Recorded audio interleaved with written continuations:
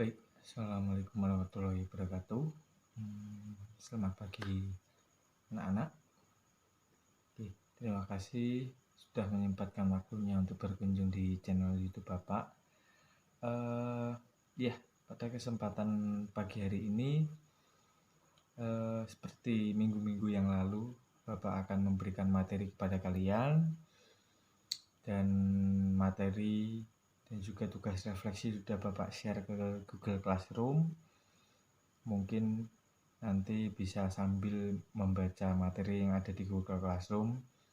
Dan mohon maaf untuk pertemuan pada pagi hari ini tidak sama seperti pertemuan-pertemuan sebelumnya yang mulanya kita biasanya dengan menggunakan Google Meet.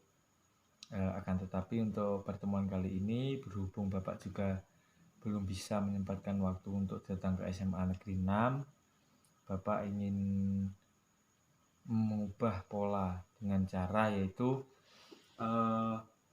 coba Bapak share video mengenai pembelajaran atau pemaparan materi ke channel YouTube Bapak. Ya, langsung saja sebelum kita memulai pembelajaran pada pagi hari ini, marilah kita berdoa menurut kepercayaan masing-masing supaya kita diberi kelancaran dalam melaksanakan hal ataupun melaksanakan pembelajaran pada pagi hari ini. Berdoa menurut kepercayaan masing-masing, berdoa dimulai.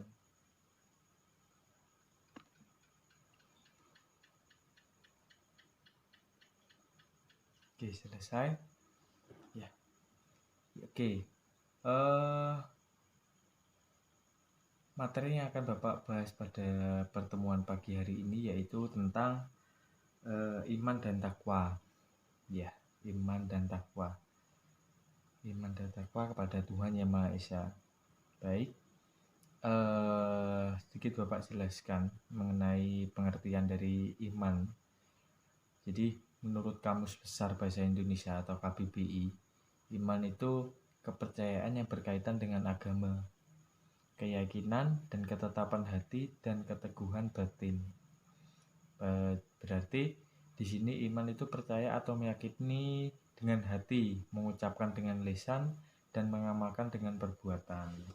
Jadi iman itu merupakan kendaraan bagi seseorang untuk mencapai takwa. Tanpa iman, tak mungkin seorang akan mencapai takwa. Dan di sini takwa sendiri adalah kemampuan seseorang dalam menjalankan segala perintah Tuhan dan menjauhi segala larangannya. Takwa pada dasarnya merujuk pada sebuah sikap yang terdiri dari cinta dan takut. Yang lebih jelas lagi adalah adanya kesadaran terhadap segala sesuatu atas dirinya dan bahkan merasa hatinya yang paling dalam senantiasa diketahui oleh Allah Subhanahu wa taala. Sehingga ia senantiasa menjalankan perintah Allah dan menjauhi segala larangannya. Ya, seperti itu. Jadi pada intinya iman itu percaya atau meyakini dengan hati kita, lalu mengucap dengan lisan kita dan mengamalkan dengan perbuatan kita. Seperti itu. Ya, mungkin kalau kalian kurang paham atau cara menjelaskan Bapak terlalu cepat, mungkin bisa dibaca di materi yang sudah Bapak share di Google Classroom. Silahkan kalian baca. Dan yang selanjutnya yang Bapak sampaikan, yang akan Bapak sampaikan yaitu manfaat iman dan takwa. Ya. Jadi pengaruh iman terhadap kehidupan manusia itu sangat besar sekali. Dan berikut adalah manfaat-manfaat dan juga pengaruh iman kepada kehidupan manusia. Seperti itu. Yang pertama yaitu iman menghapus kepercayaan kepada kekuasaan benda. Jadi di sini iman kita, kalau kita mempunyai iman yang sangat kuat seperti yang Bapak sampaikan dari tadi, iman itu dari hati, diucapkan dengan lisan dan dilakukan dengan perbuatan. Jadi iman menghapus kepercayaan kepada kekuasaan benda. Jadi orang yang beriman hanya percaya kepada kekuatan dan kekuasaan Allah ataupun kekuasaan Tuhan Yang Maha Esa. Jadi kepercayaan dan keyakinan demikian menghilangkan sifat mendewakan manusia yang kebetulan sedang memegang kekuasaan, menghilangkan kepercayaan kepada kesaktian benda-benda keramat, mengikis kepercayaan pada kurafat, takhayul, jampi-jampi dan sebagainya. Pada dasarnya, pada intinya di sini orang yang beriman hanya percaya kepada kekuatan Tuhan Yang Maha Esa atau kepada Allah Subhanahu wa taala. Jadi dia tidak percaya akan hal misalnya kayak benda-benda keramat, terus lalu kepada orang maksud Bapak orang yang mungkin di situ mempunyai ilmu yang lebih tinggi atau ilmu yang lebih dari kita seperti itu. Jadi orang yang beriman tidak akan mempercayai hal seperti itu. Terus yang kedua yaitu iman menanamkan semangat berani menghadap maut.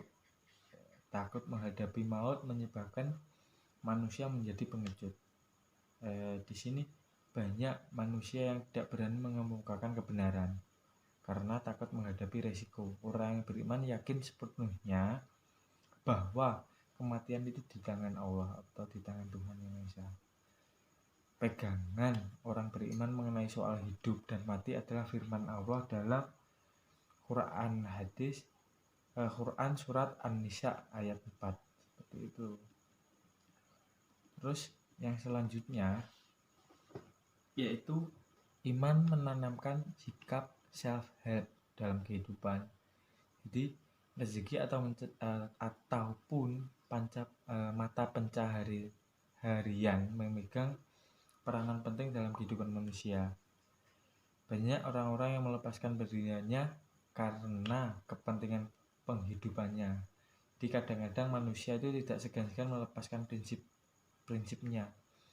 Misal menjual kehormatan dan bermuka dua, terus lalu menjilat atau memperbudak diri untuk kepentingan materi. Jadi orang yang mempunyai iman itu yang menanamkan iman dalam kehidupannya itu tidak bermuka dua, misalnya tidak bermuka dua lalu tidak menjilat ludah dia sendiri atau menjilat omongannya. Terus yang ketiga yaitu memperbudak diri.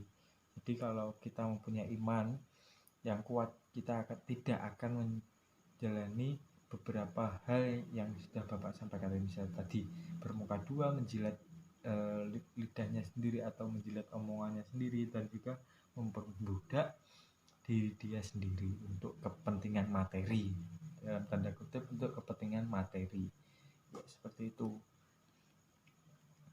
Yang selanjutnya ada iman memberikan ketentraman jiwa ya, iman memberikan ketentraman jiwa. Jadi di sini acapkali manusia itu dilanda resah dan juga duka cita. Kadang manusia itu diguncang dengan keraguan ataupun kebimbangan. Jadi terkadang itu manusia selalu saja dilanda resah, terus duka cita ataupun merenung atau dan lain sebagainya, ataupun ragu atau bimbang dalam menjalani sesuatu seperti itu. Di sini orang yang beriman mempunyai keseimbangan, hatinya tentram, terus selalu jiwanya tenang, dan juga seperti yang disampaikan atau dijelaskan dalam firman Allah surat Ar-Ra'd 13.28. Jadi orang yang beriman itu orang iman memberikan ketentraman jiwa. Jadi seperti itu. Jadi kita tidak resah, terus kita tidak bimbang ataupun tidak ragu dalam mengambil segala sesuatu yang akan kita lakukan seperti itu. Ya, yang selanjutnya yaitu tentang iman mewujudkan kehidupan yang baik atau hayatan thayyibah ya. Jadi kehidupan manusia yang baik adalah kehidupan orang yang selalu menekan kepada kebaikan dan mengerjakan perbuatan yang baik. Hal ini dijelaskan dalam surat Allah dalam firman-Nya Quran surat An-Nahl 16.97. Mungkin untuk siswa yang beragama Islam bisa dicek di Al-Quran, ataupun nanti kalian bisa browsing firman Allah tentang iman mewujudkan kehidupan yang baik, seperti itu. Kehidupan yang baik itu seperti apa ya? Seperti yang Bapak sampaikan tadi di sebelum ini. Iman membuat kita tentram, jadi tidak bimbang, tidak goyah, atau tidak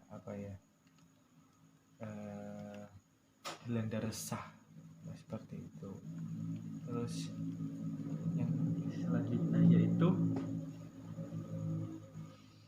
iman melahirkan sikap ikhlas dan konsekuen. Jadi iman itu memberi pengaruh pada seseorang untuk selalu berbuat dengan ikhlas tanpa pamrih, kecuali keridhaan Allah Subhanahu wa taala. Jadi orang yang beriman senantiasa konsekuen dengan apa yang telah diikrarnya atau telah diikrarkannya, baik dengan lidahnya maupun dengan hatinya. Ia senantiasa berpedoman kepada firman Allah. Seperti itu. Ya, pada dasarnya iman itu melahirkan sikap ikhlas. Jadi kalau kita mengkuatkan iman kita, insya Allah segala hal yang kita laksanakan, kita jalankan itu dari hati, insya Allah ikhlas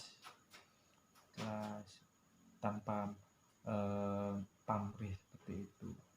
Terus yang selanjutnya yaitu iman memberi keberuntungan. Iman memberi keberuntungan, ya. Orang yang beriman selalu berjalan pada arah yang benar, karena Allah senantiasa membimbing dan mengarahkan pada tujuan hidup yang hakiki. Dengan demikian, orang yang beriman adalah orang yang beruntung dalam hidupnya. Ya, hal ini dengan firman Allah dalam Quran surat Al-Baqarah. Ya. Khusus bagi orang-orang yang bertakwa, Allah telah menjanjikan berbagai macam keistimewaan atau balasan atas mereka. Jadi ada manfaat-manfaat tentang iman. Akan tetapi khusus bagi orang-orang yang bertakwa, Allah telah menjanjikan atau Tuhan telah menjanjikan berbagai macam keistimewaan atau balasan atas mereka. Di antaranya, yang pertama ada bagi siapa saja yang bertakwa kepadanya, maka akan dibukakan baginya jalan keluar ketika menghadapi berbagai persoalan hidupnya. Seperti itu. Terus Quran surat At-Talaq ayat 2. Terus yang selanjutnya yaitu memperoleh rezeki dari arah yang tidak disangka-sangka. Terus dimudahkan segala urusannya, lalu ada diampuni segala dosa dan juga kesalahannya, dan bahkan Allah Subhanahu wa taala akan melipat gandakan pahala baginya. Bagi orang-orang yang bertakwa tadi.